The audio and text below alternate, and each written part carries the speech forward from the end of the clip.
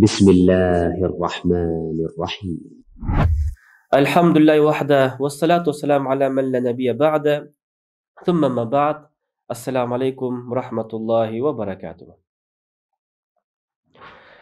Урматтуу мусулман бир туугандар, ошол Ибн Кайым аль-Жаузиянын Аль-Вабиль Саййиб деген китебинен дагы бир үзүндү. Бул маселе орозонун фазилети жөнүндө. Орозонун фазилети жөнүндө мындай бир нерселер айткан экен шейх. Пайгамбар алейхиссалату вассаламдын хадиси дейт: мен силерге буйрук кылам, орозо кармаганды дейт пайгамбар. Анткени орозо кармаган адам бир адам окшош дейт. Мислюр ражул фи исабати. Бир адам окшош, ал элдин арасында көрүнбөгөн бир адам окшош дейт. Бирок анын колунда суррату фиха миск. Анын колунда бир куржун бар. Ал куржунун ичинде жыпар жыттуу миск бар дейт. Бардык адамдар анын жыпар жыты чыгып жатканда бардык адамдар таң калат экен. Бардык адамдар жыттап рахат алат экен. Керек болсо өзү дагы ага дагы жагат. Андыктан орозо кармаган адамдын оозундагы жыт дейт: Аттиябу индаллахи мин рейхил миск. Аллахтын алдында бул мисктен дагы, жыпар жыттан дагы Аллахка жагымдуу, жыттуу деген экен. Жакшыраак. Мына келиңиздер, ошол хадисте Шейх Ибн Кайым аль-Жаузия эмне дейт? Пайгамбар алейхиссалату вассалам дейт: ошол мискти кармап жүргөн, өз куржунуна салып жүргөн адамга окшош турду дейт, орозо кармаганды. Неге? Анткени анын жыпар жыттуу миск атыры элдердин көзүнө көрүнбөй турат. Ал анын чөнтөгүндө, кийиминин чөнтөгүндө катылып турат. Орозо кармаган дагы адам ушундай сымал дейт. Орозо кармаган адам дагы анын орозо кармаганын эч ким көрбөй турат. Бирөө дагы сезбейт ал кандай кармап атканын. Ал деле элдин арасында басып жүрөт. Билинбейт. Эл кылган ишти кылып жүрөт. Бирок анын орозосу жөнөкөй эмес.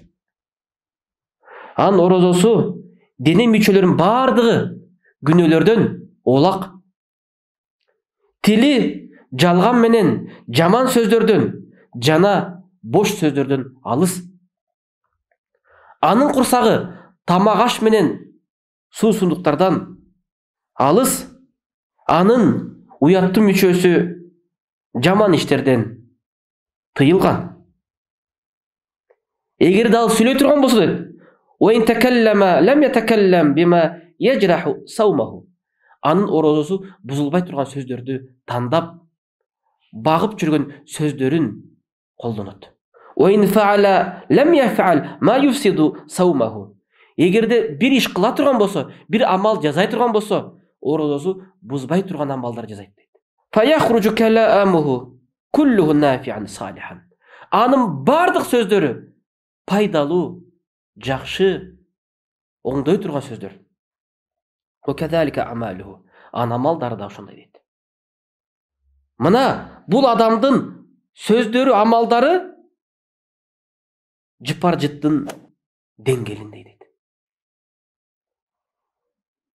Ошол жыпар жытты адамдар жыттагандан кийин, жанында адам жыпар жытты куржунуна салып жүргөн адамдын жыпар жыттын жыттасаң, жанында отуруп кандай рахат аласың? Ошондой эле орозо кармап жаткан адамдан ошондой рахат аласың дейт, жанында отурсаң. Андан бир гана пайда аласың.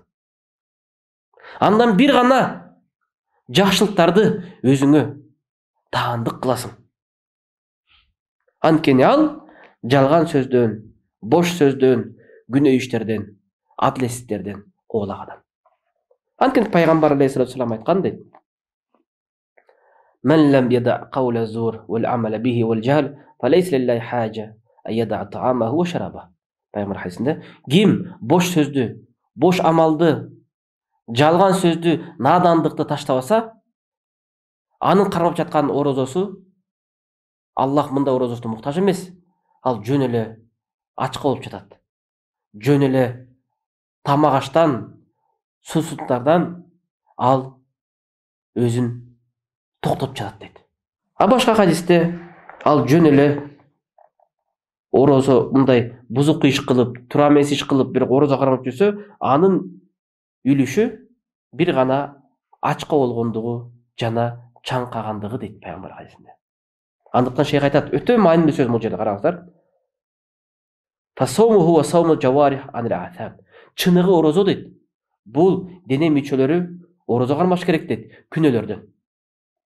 Ва саумул батн ани шараб ва таам. Жана курсак дагы орозо кармаш керек. Суусундуктар менен тамактан. Факама анна таам ва шараб яктауху ва юфсидуху. Кантип суусундуктар менен тамак анын орозосун кесип, анын орозосун бузуп кое тургандай, факадаликал а'tham, ошондой эле күнөөлөр тактау савабаху, анын соопторун кесип коет дейт. Ва туфсиду самаратаху, жана анын мөмөлөрүн бузуп коет дейт. Фатасиру биманзилат ман лам ясум. Ушундай абалга түшүп калат дейт. Орозо кармабагандай эле абалга түшүп калат дейт. Андыктан келиңиздер, туугандар, бул орозодон пайда табалык.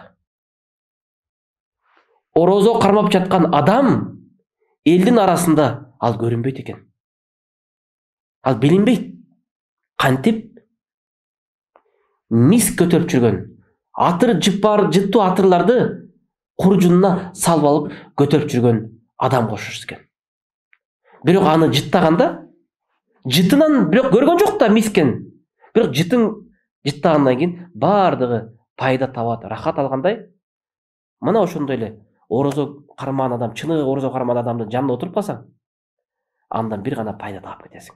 Анткени ал тили менен, колу менен зыяндык бербейт.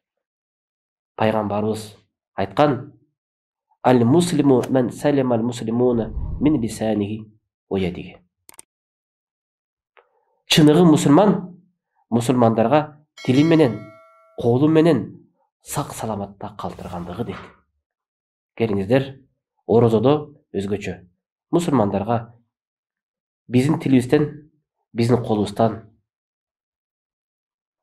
сак саламат болуп, зыяндык тартпасын. Ассаламу алейкум ва рахматуллахи ва баракатух.